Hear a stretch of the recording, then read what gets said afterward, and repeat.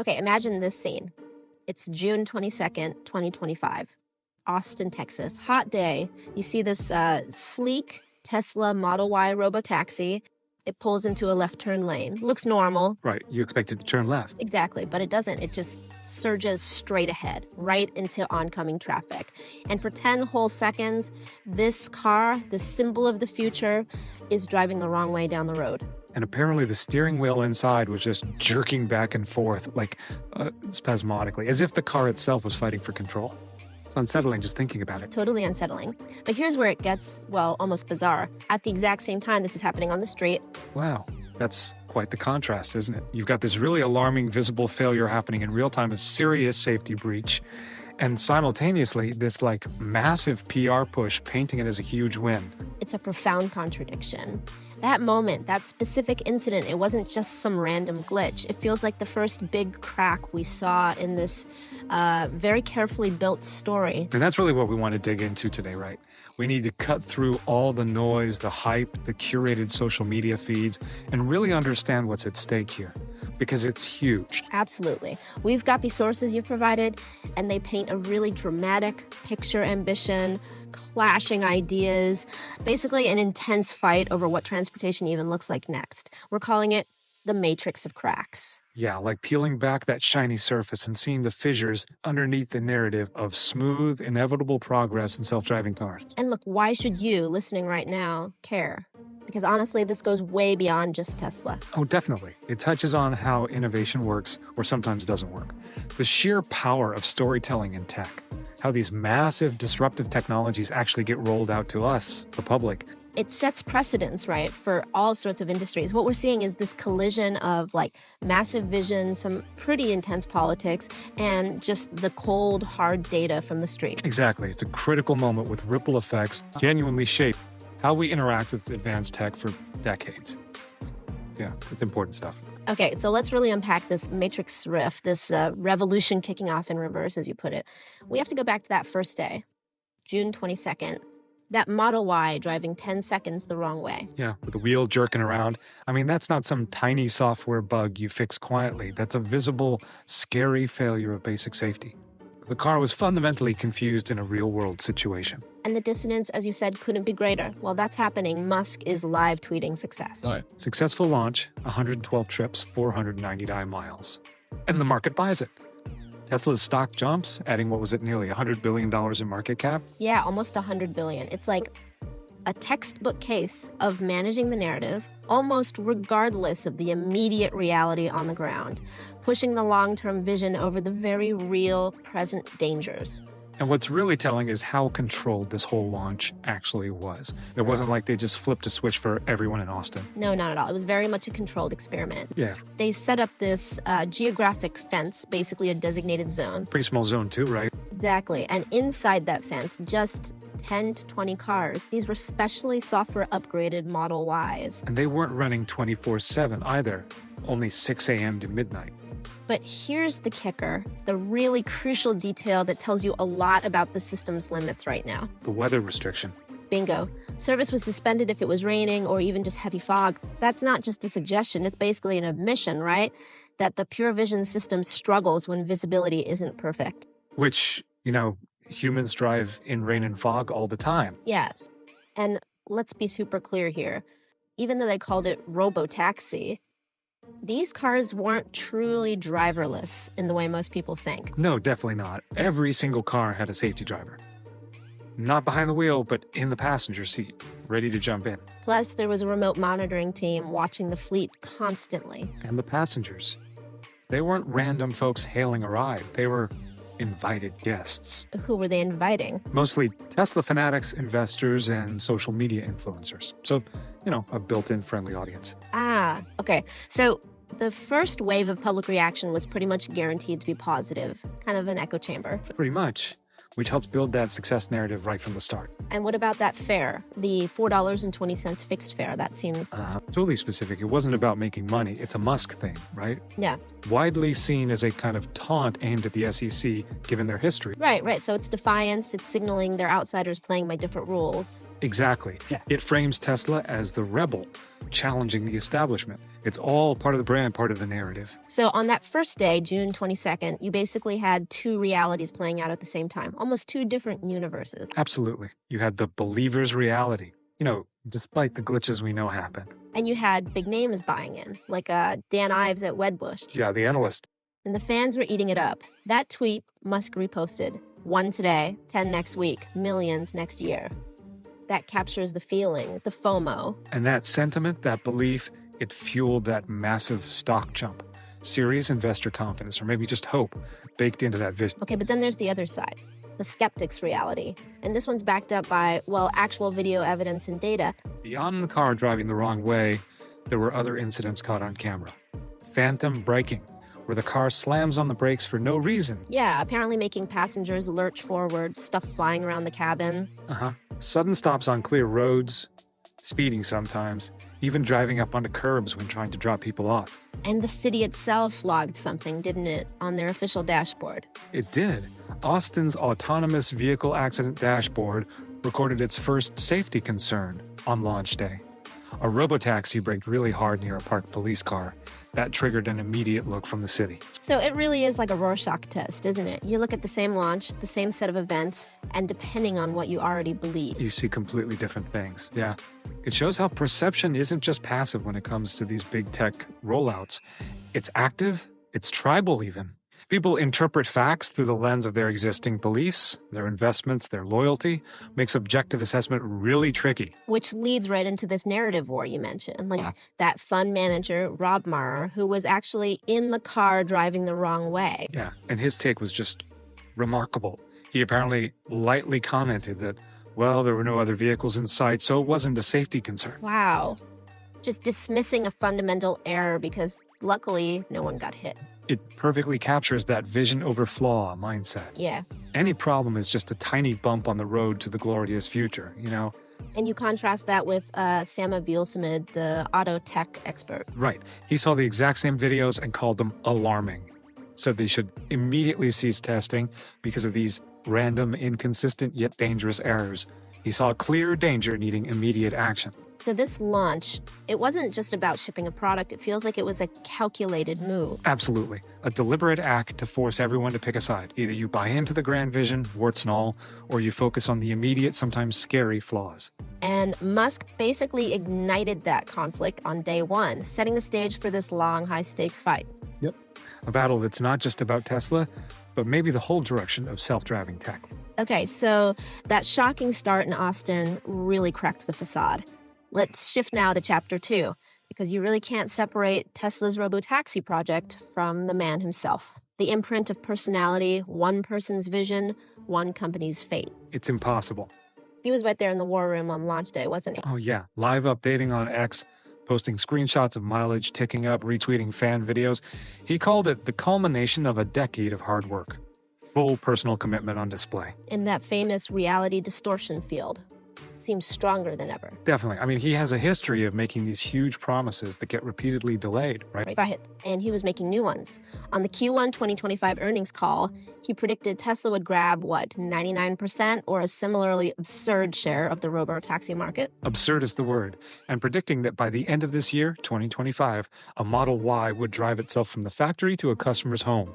Totally unaided. Which stands in such stark contrast to how competitors like Waymo operate much more cautious step by step. Exactly. And analysts constantly point this out. He overpromises, moves too fast, misses his own deadlines, but the bold claims continue. Now, here's something really fascinating and frankly kind of weird. Musk's political shift, his alignment with Trump, the right wing. How is that impacting Tesla's actual customers? It's genuinely unprecedented. The data shows a significant decline in Tesla's favorability among Democrats. Yeah. Is that the Tesla shame thing? People putting bumper stickers on their cars? Yeah, exactly. Stuff like, I bought this car before Elon went crazy. It signals this desire to separate the car, which they might still like, from the man and his politics. Which seems like Commercial self-sabotage. Aren't EV buyers typically more left-leaning? Disproportionately so, yes. So on the surface, it looks like he's actively alienating his core customer base while trying to sell them a product often seen as progressive. It's a very unusual strategy, to say the least. Okay, but is there a counter-argument? Could this political shift actually be strategic, a calculated trade-off? That's the really interesting hypothesis. Think about where they launched Robotaxi. Austin, Texas. Oh, red state, Republican dominated. Right. Known for being business-friendly, less regulation. Extremely friendly, yeah. A laissez-faire regulatory approach, especially for new tech. Now, compare that to California. Tesla's home state, famously blue. Right, and California has strict regulations, powerful unions, lots of significant barriers to just testing autonomous vehicles publicly, let alone deploying commercially. So the thinking is, the big prize isn't just selling more cars right now. Exactly. Projects like Robotaxi or the Optimus robot, they have potential valuations way beyond car sales. But they need massive amounts of real-world testing and data on public roads. Which is much easier to get in Texas than California. Bingo. So the theory is Musk might be willing to sacrifice some car sales among liberals to gain access to something much rarer and more valuable for these future projects. Uncentered public roads for AI training and deployment in conservative states. Trading one market for a critical resource, that's a bold gamble. It's incredibly bold. And arguably, the Austin launch is the direct result, the physical manifestation of that political pivot. It's testing this intertwined model of tech, politics, and business for survival and dominance. So it's not just about the car, it's about navigating the whole geopolitical landscape of technology to make the core projects viable. Precisely. Which brings us neatly into Chapter 3. Because this isn't just about politics and business models, it's fundamentally about the technology itself, the soul of the new machine. A technological religious war. Religious war feels about right. Tesla versus Waymo isn't just competition. It feels like a clash of core beliefs about AI. It really is. You've got the visual church on one side and the redundancy temple on the other. Okay, break down the visual church for us. That's Tesla. It's Tesla. Their core belief. Pure vision. And Musk's argument is basically, humans use two eyes, so AI should too. That's the simple, powerful pitch. And in that view, things like LiDAR and radar, the expensive sensors Waymo uses, they're just crutches, unnecessary costs holding back true AI and scalability. The big advantage of this approach is scale and cost. That's their gospel. Get rid of those pricey sensors, the hardware cost plummets, and their path to expansion is incredible, at least in theory. the over-the-air updates. Exactly. Push a software update to potentially millions of Teslas already on the road worldwide, instantly turning them into robotaxis. Musk calls it the Airbnb of cars.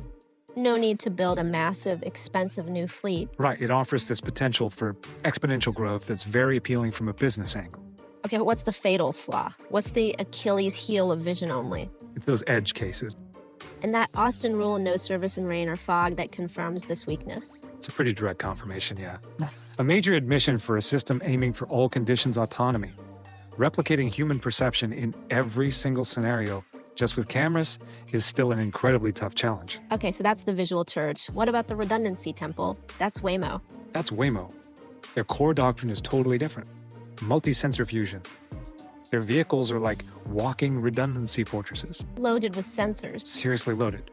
Typically around 29 cameras, 5 LiDAR units, plus multiple radars. Each sensor type does something different and complements the others. LiDAR gives you that 3D map, right? Even in the dark. Precisely. Precise, light-independent 3D point clouds. Crucial for mapping and seeing things regardless of lighting. Radar is great for judging speed and distance accurately, especially when cameras might struggle in bad weather. And their main argument, their gospel, is safety through this redundancy. Exactly. Safety from multiple heterogeneous perception redundancies. The core idea. If one sensor gets blinded or confused, say, a camera by glare, another sensor like LiDAR or radar is still working, still seeing the world. It ensures the system stays robust.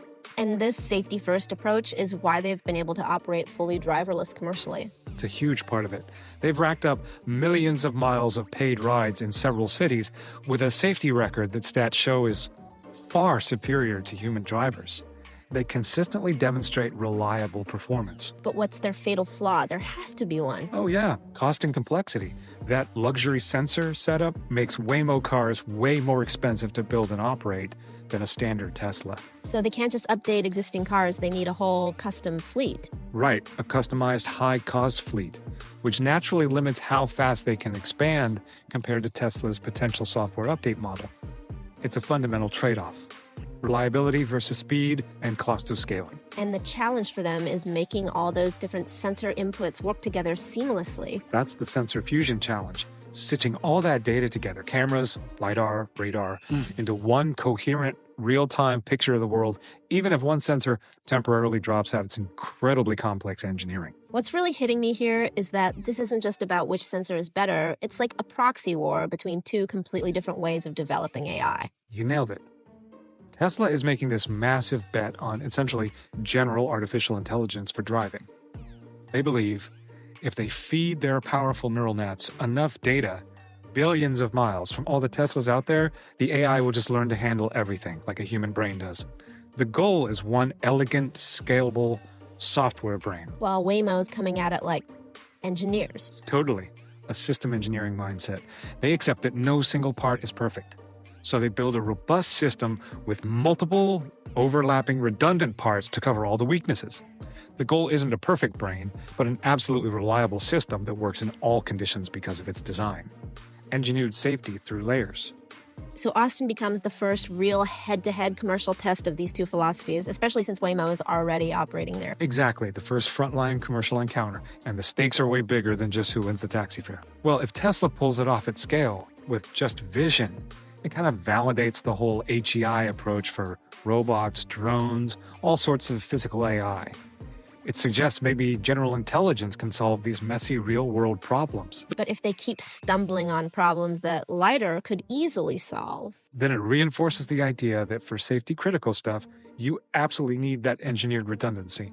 That system reliability trumps the pursuit of a single elegant brain.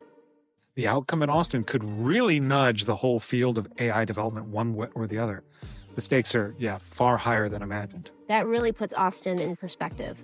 Okay, let's take a step back now for Chapter 4. Echoes of Past Futures, deconstructing the autonomous driving hype cycle. Because honestly, doesn't this all feel a bit familiar? Oh, absolutely. Deja vu is strong with this topic. Autonomous driving is the poster child for the tech hype cycle. You get these waves of huge excitement, bold promises, then disappointment sets in, things get quiet, then hope bubbles up again. The future is always just around the corner. And always has been. Exactly. Think about it. Way back in 1939, GM's Futurama exhibit showed automated highways. Wow, 1939. Yeah. Then in the 1960s, researchers were confidently saying driverless cars were maybe 15 years away. And more recently, remember 2016, John Zimmer from Lyft predicted private car ownership would basically die out in major U.S. cities by 2022. That didn't quite happen. Not even close. But these disproven prophecies show the cycle perfectly. Breakthroughs lead to peak excitement, then reality bites the trough of disillusionment before maybe eventually things start climbing again as the tech matures. Was there a moment that really kickstarted the modern era of this, though? Definitely. The DARPA Grand Challenges in the early 2000s, they were pivotal, almost legendary now. How did the first one go? The 2004 challenge, a complete disaster. Or maybe a reality check, a 150-mile course in the Mojave Desert. Complete failure. 15 vehicles started, none finished. The best one, Carnegie Mellon's Sandstorm, only made it 7.3 miles before getting stuck. The $1 million prize. Unclaimed. It just showed how incredibly hard this was. Ouch. But things changed quickly. Astonishingly quickly. Just 18 months later, in 2005, came the miracle. A new 132-mile course. And this time, success. 5 vehicles finished. Stanley, a robotic VW Touareg, won the $2 million prize. Took them just under 7 hours. It was incredible proof of how fast progress could happen with clear goals and competition. And DARPA did more than just spur the tech. Oh yeah. Critically, it created this community. All these top engineers, programmers, visionaries working on the same problem. A lot of those people became the core talent at places like Waymo later on. It basically seeded the whole industry. Okay, so if we look at Austin today through that historical lens, how do people interpret it? Is it the end of the beginning? You get totally different takes. The believers, like Dan Ives again, see Austin as the dawn of the golden age. Like a 2005 DARPA moment, but for actually making money with this stuff. Yeah. A real inflection point. But the skeptics, like Professor Philip Koopman. They pour cold water on that. Yeah. Koopman says this is just the end of the beginning. An important step, sure, but we're still years, even decades from seeing this everywhere. They point to things like Cruise, right? GM's self-driving unit. Exactly. Cruise had huge valuations, lots of hype, then ran into major safety problems, high-profile incidents. Their valuation got slashed, operations scaled back massively. It shows that massive gap between a cool tech demo and running a safe, scalable, profitable business in messy cities. So the goal itself has shifted massively since DARPA. Totally. Back then, it was just finish the race. Simple, binary. But today in Austin, it's way more complicated. The car getting from A to B isn't nearly enough. It also has to be cheap enough to make money, safe enough for regulators and the public, and frankly, smooth and comfortable enough that people actually choose it over driving themselves or taking an Uber or even a Waymo. And history suggests the real problems hit when you try to scale up. That's when the trough of disillusionment often hits hardest. You run into brutal scaling economics, nightmare legal liabilities, and public opinion that can turn on a dime after one bad incident. So Austin is significant because it moved the battleground. Precisely. Out of the deserts and labs into the real, messy commercial world. The winner here won't just be the smartest algorithm. It'll be the company that cracks the code on technology, economics, and regulation all at once. And as history shows, most revolutions stumble right there in the harsh reality of deployment. That's a really crucial point. Okay, which leads us right into the money and the strategy. Chapter 5, the trillion-dollar question. 2 blueprints for empire. Because the potential market here is just mind-bogglingly huge. Trillions, yeah. That's the number analysts throw around. And Tesla and Waymo have these 2 radically different game plans for how to capture it. It's like you said, the decentralized ghost versus the centralized Roman legion. Explain Tesla's automotive Airbnb model first. Right, Tesla's vision is this decentralized, asset-light future. The idea is elegant. Millions of people who already own Teslas can just flip a switch via a software update, add their car to the Robotaxi network when they're not using it, maybe while they're at work or sleeping. And make money passively. Exactly. Passive income for the owners. And Tesla, they just act as the platform operator like Airbnb or the App Store. They take a cut of every ride. The appeal is obvious. Huge potential. Exponential growth potential, yeah. And crucially, Tesla doesn't have to spend billions buying new cars to expand the fleet. It leverages assets that already exist. It's super capital efficient on paper. Okay, now contrast that with Waymo's heavy fleet operator model. Much more traditional and way more capital intensive. Waymo owns and operates its own dedicated fleet of robotaxis. These are either custom-built vehicles, like the ones they developed with Jaguar, or heavily modified existing cars. And the advantage for them is control. Absolute control over maintenance, cleaning, charging, software updates, the whole customer experience. They ensure quality and consistency because it's their fleet. And how do they get customers? They don't have millions of owners to tap into. They use strategic partnerships, like their deal with Uber.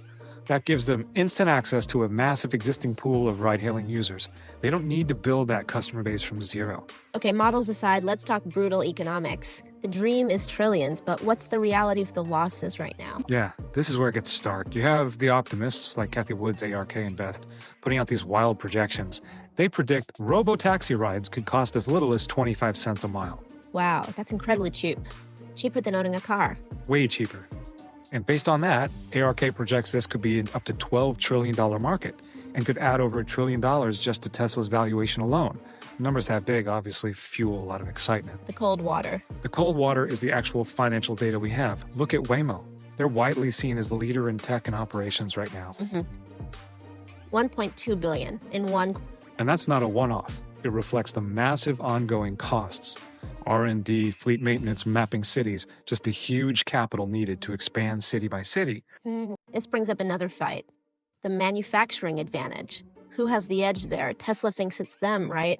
Tesla absolutely believes its manufacturing prowess is its killer app. They're masters of mass-producing cars relatively cheaply. Getting the Model 3 cost down to around $28,000 is a huge achievement. And they're planning a purpose-built robotaxi, the Cybercab. Yeah, designed from the ground up for extreme low cost and efficient production. They see their ability to build millions of affordable EVs as their strategic moat against Waymo. What's Waymo's comeback to that? Their argument is basically making cars. That's a solved problem. Car making is a century-old industry. The real hard part, the truly scarce resource, is the AI, with software that can actually drive safely and reliably everywhere. So once the AI is cracked, building the cars is the easy part. Relatively easy, yeah. They figure they can partner with any number of established automakers to scale up production once the core autonomy challenge is solved. For them, the moat is the brain, not the body. Okay, here's what seems really critical. These business models aren't just random choices. They seem directly tied to the tech choices. They are completely intertwined. It's this inseparable tech business stack. Think about it. Tesla chose pure vision, aiming for scale using existing cars. That forces them into a decentralized Airbnb model because they don't own those millions of cars. The tech necessitates the business model. And Waymo. Waymo chose sensor density for reliability and safety in a controlled fleet. That complex hardware needs expert maintenance and calibration, stuff individual owners can't easily do. So that necessitates a centralized, capital-heavy operator model where they control everything. Again, the tech dictates the business strategies. So you can't really ask which tech is better without also asking which business model works. They're two sides of the exact same coin.